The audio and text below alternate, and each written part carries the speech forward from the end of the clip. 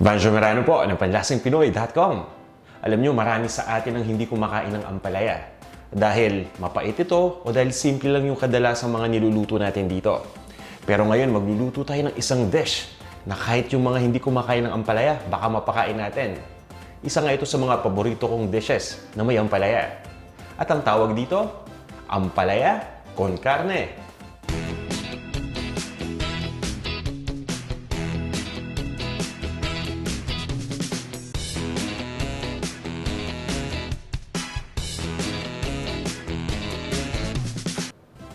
Ito yung mga ingredients na gagamitin natin para sa dish na to.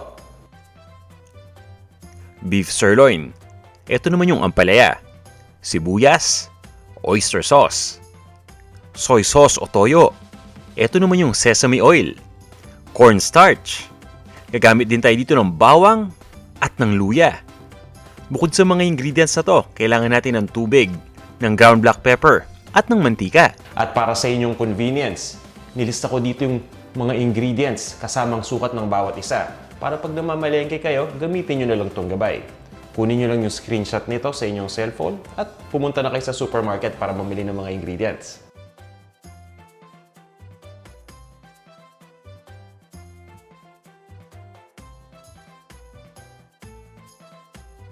Kung handa na kayo, tara, umpisa na natin ang pagluluto. Bago tayo magluto, i-marinate muna natin itong beef. Pagsasamahin lang natin itong ating beef sirloin na nahiwa na natin dito sa ground black pepper. Pagkatapos, maglalagay na tayo dito ng toyo o ng soy sauce. Ilalagay ko na rin dito yung sesame oil. Nakakatulong to ng malaki para magpasarap dito sa ating ampalaya con carne. Pagkalagay pa lang ng sesame oil, pwede na nating ihanda yung oyster sauce. Ilagay na natin yung oyster sauce dito. At pagkatapos, hahaluin lang nating mabuti itong mga ingredients na nilagay natin dito sa bowl. Basta siguraduhin lang natin na nahalo na nating mabuti ito. Pagkatapos, maglalagay lang tayo ng cornstarch. At itutuloy lang natin ang paghalo dito. I-marinate lang natin ito ng 10 minuto. Ganun lang kabilis. Pagkatapos, umpisa na natin. Ang una natin gagawin ay isi-stir fry lang natin itong beef. Magpapainit lang tayo ng mantika dito sa isang cooking pot. At kapag mainit na yung mantika, isa-isa na natin ilagay dito yung baka o yung beef slices na na-marinate na natin kanina. Madali lang itong prosesong to. Ang ginagawa ko dito ay nilalagay ko lang lahat ng beef na na-marinate na natin kanina dito sa pot. At pagkatapos, lulutuin lang natin yung isang side nito ng 30 seconds. At makaraan ng 30 seconds, ibabaliktad na natin ito. At ganun din yung gagawin natin. Lulutuin lang natin yung kabilang side ng beef ng 30 seconds din. At makaraan ng 30 seconds, pwede na natin itong stir fry. Napaka-importante na ang gamit nating cut ng beef dito ay napakalambot na. Kagaya ng gamit natin ngayon, sirloin. Pwede rin tayong gumamit ng tenderloin dito. Kailangan natin yung mga ganitong beef cuts nang sa ganun hindi na natin to kailangan pakuluan ng matagal para lumambot. I-stir fry lang natin ito ng 3 to 5 minutes. Pagkatapos, tatanggalin muna natin ito sa cooking pot. I-set aside muna natin yung beef. Gamit yung natirang mantika, igisa na natin yung luya. Ito yung ginger na hiniwa lang natin ng maliliit na peraso. Ilagay na rin natin yung bawang. At pagkatapos, isunod na natin dito yung sibuyas. Ito yung ating chopped na onion. Yellow onion o dilaw na onion ang gamit natin dito. Itutuloy lang natin ang pag-isa hanggang sa tuluyan ng lumambot yung sibuyas.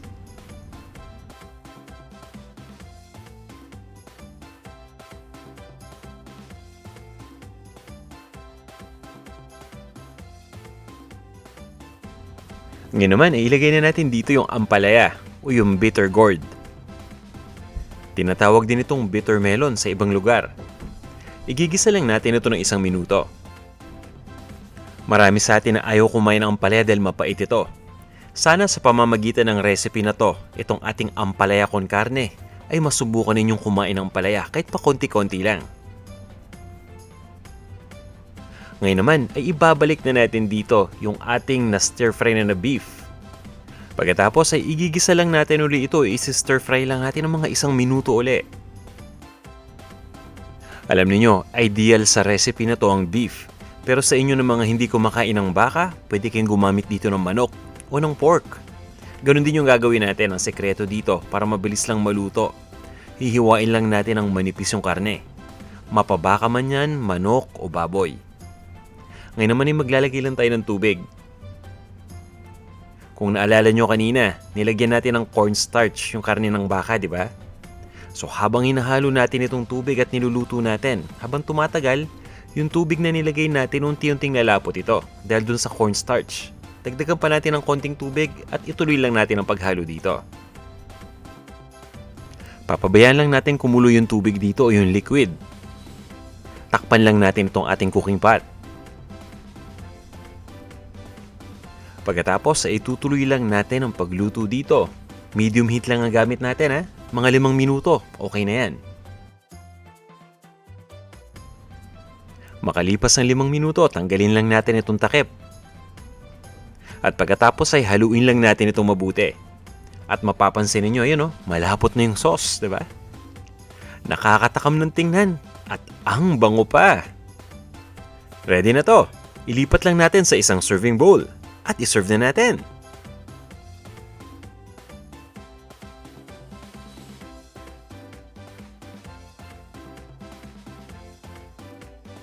Ito na ang ating ampalaya con carne.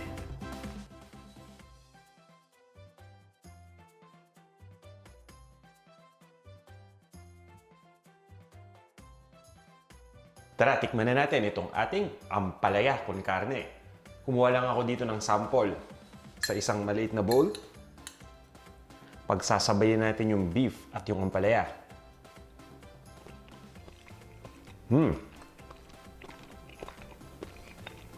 Ang lambot ng beef.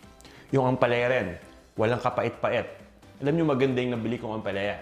Minsan, hindi lahat ng ampalaya sobrang pait. Hindi naman lahat ng ampalaya din walang pait. So, depende yan talaga sa klase. Yung binili ko yung karaniwang nabibili dyan sa Pilipinas sa ampalaya. Itong ampalaya, para mawala yung pait, ang ginagawa ko kadalasan ay nagrarab lang ako ng asin dito pagkahiwa. Pagkatapos nun ay huhugasan ko lang ng tubig. Pero dito sa pagkakataong to, hindi ko ginawa yon. Nagkataon lang talaga na hindi mapait yung nabili kong ampalaya. Kaya ang sarap kainin.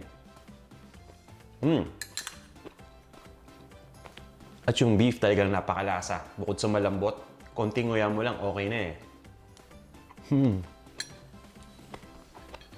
Mapaparami na naman itong kain ko ngayon. Ubod ng sarap. Panalong-panalo itong ating recipe. Kaya sana subukan ninyo. Ngayon naman, mag-greetings muna tayo. Hello kay J.R. Rosal, kay Verto at Verta TV. May channel sila sa YouTube. Hello rin kay Maureen Diaz, kay Hagi Yo, pati na rin kay Richelle Lorilia. Hi rin sa'yo, Noreline Toralba at Sunday Pakibot. Hi din kay Ralph Villar, kay Stella Maria, kay Lowell Pineda. Hello kay Rob Watts, kay Jack Mercer, kay Jem Manakap, Evelyn De Leon, kay Lita Tejero, at kay Regina Baroa. Kamusta dyan, Rodel Obligado, Ivony Babor, at John Nix.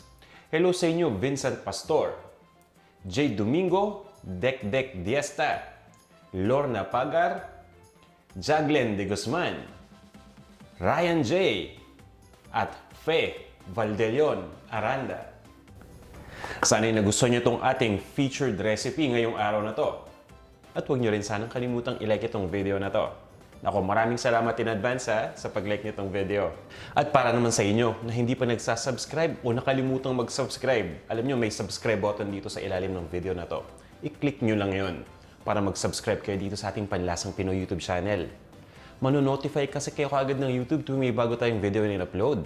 At syempre, di ba, papasalamatan ko kayo na marami kapag nag-subscribe kayo. Kaya maraming salamat ulit sa inyong lahat sa walang sawa ninyong panonood ng ating mga videos. Sana'y abangan nyo pa yung ating mga future videos na mas interesting pa. O paano, magkita-kita ulit tayo.